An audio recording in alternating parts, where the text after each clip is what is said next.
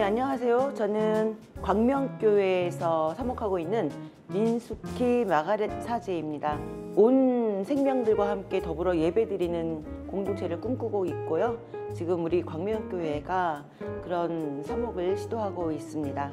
저는 2012년도부터 반려동물 축복식을 시작을 했습니다. 동료 피조물들과 함께 어우러져 살 수 있도록 교회가 움직여야 된다고 저는 생각합니다. 우리가 흔히 자연을 보호한다고 말하죠. 그렇지만 자연이 망가지면 인간의 삶도 무너지는 것이기 때문에 보호하는 것, 무슨 우위에 있는 존재로서의 인간이 아니라 함께 살아가는 동료로 인식을 해야 할 것입니다.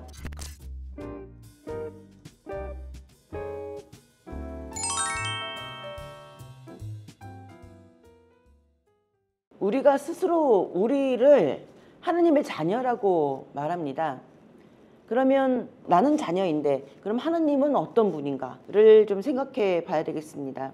우리는 니케아 신경에서 하늘과 땅과 유형 모형한 만물의 창조주라고 하느님을 그렇게 말합니다. 창조주이신 하느님은 모든 생명들이 어우러져 살 수 있도록 계속 우리를 안내하고 계시는데 그것을 어기는 것은 인간뿐입니다. 하도 인간들이 질서를 어지럽히고 악행을 저지르니까 오죽하면 하느님께서 인간을 만든 것을 후회한다 이렇게 말씀하지 않으셨습니까? 저는 이 창세기에서 노아의 방주 이야기를 중요하게 생각합니다. 하느님께서 새로운 세상을 만드실 때 인간만 쓰지 않으셨다는 것입니다. 우리가 흔히 자연을 보호한다고 말하죠. 그렇지만 자연이 망가지면 인간의 삶도 무너지는 것이기 때문에 보호하는 것, 무슨 우위에 있는 존재로서의 인간이 아니라 함께 살아가는 동료로 인식을 해야 할 것입니다. 그래서 전에는 인간과 동물을 따로따로 구분을 했지만 지금은 비인간 동물이라는 표현을 사용하고 있고 또 모든 생명을 포괄하는 단어로서 동료 피조물이라는 말도 쓰는데요. 저는 아주 적절하다고 생각합니다. 그러니까 우리가 모든 생명을 동료 피조물로 인식한다면 함부로 파헤치거나 죽일 수는 없을 것입니다. 저는 2012년도부터 반려동물 축복식을 시작을 했습니다. 사실은 이제 처음에는 축복식보다는 구제역으로 살처분된 동물들에 대한 사죄의 마음을 담아서 예배를 드렸는데 그 다음에 이제 참가했던 분들이 계속 모였으면 좋겠다. 그래서 반려동물 축복식을 시작하게 되었습니다.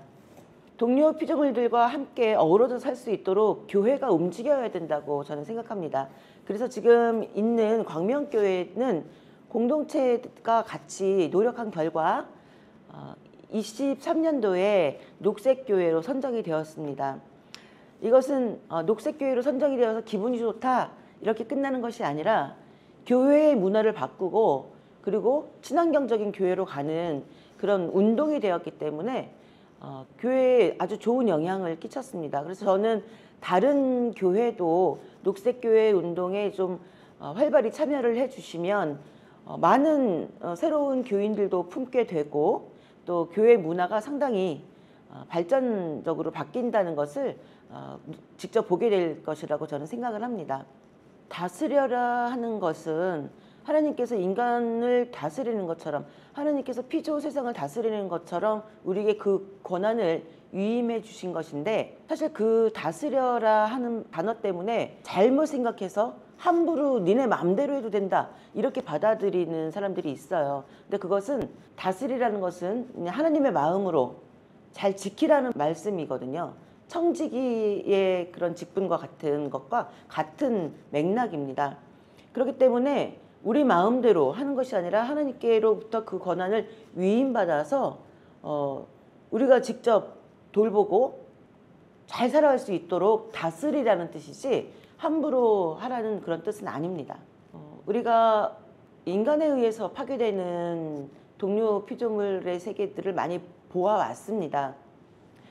이거는 이제 뭔가 경제적인 이익을 얻기 위해서 그리고 또 사람들이 편리하기 위해서 이렇게 모든 것을 파헤치는데 우리가 그동안 많이 보아왔듯이 산이나 강이나 바다 그리고 많은 동물들이 인간의 욕심 때문에 그 생명을 잃고 파괴되는 것을 많이 봅니다.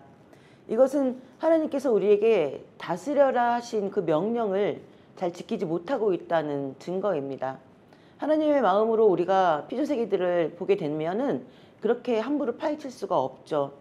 그리고 동물을 대하는 우리의 태도도 그렇습니다.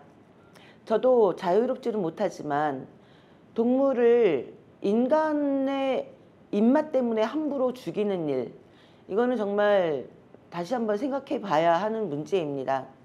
경제적인 이익을 얻기 위해서, 그리고 사람들의 입맛을 위해서 아무 고민 없이 그렇게 동물을 죽여서 식탁에 올리는 것은 우리 기독교인들이 해서는 안 될 일이라고 생각합니다.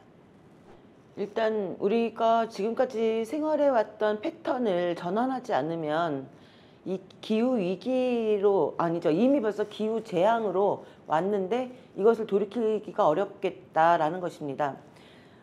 저는 모든 관계에서 어느 쪽이 학대를 당하지 않기 위해서는 존중이 필요하다고 생각합니다. 사람 간에도 학대가 일어나는 것은 상대방을 존중하지 않기 때문이거든요. 근데 지금 우리가 자연 세계를 너무 존중하지 않고 함부로 너무나 학살을 했다는 것이죠. 그래서 지금부터라도 이 자연 환경을, 하나님의 피조 세계를 존중하여서 풀 한 포기, 강가의 돌 한 개도 우리가 함부로 할 수 없다는 마음을 가지고 모든 생명을 존중하는 마음, 여기서부터 시작을 해야 된다고 생각합니다. 우리는 교회 공동체로 묶여 있지 않습니까? 교회는 늘 하나님을 이야기하는데 하나님의 생명을 함부로 하는 일이 이 공동체 안에서만이라도 일어나지 않았으면 좋겠습니다. 하나님의 자녀라고 하는 우리들입니다. 하나님께서 세상을 내시고 또 그 세상을 잘 다스리라고 우리에게 의무를 주셨습니다. 저는 이 의무를 하나님의 자녀 된 자들은 분명히 이행을 해야 한다고 생각을 합니다. 한 교회뿐만 아니라 많은 교회, 우리 대한민국의 교회가 얼마나 많습니까? 또 교인들이 얼마나 많습니까? 그 교인 한 사람 한 사람으로부터 시작되는 이 생명 존중의 노력이 점점 확대가 된다면 하나님의 세상을 더 아름답게 지켜낼 수 있고, 하나님의 세상 안에서 우리가 서로 다른 피조물들과 사랑을 나누고 존중함으로써 더 좋은 하나님의 나라를 이루어 나갈 수 있기를 바랍니다.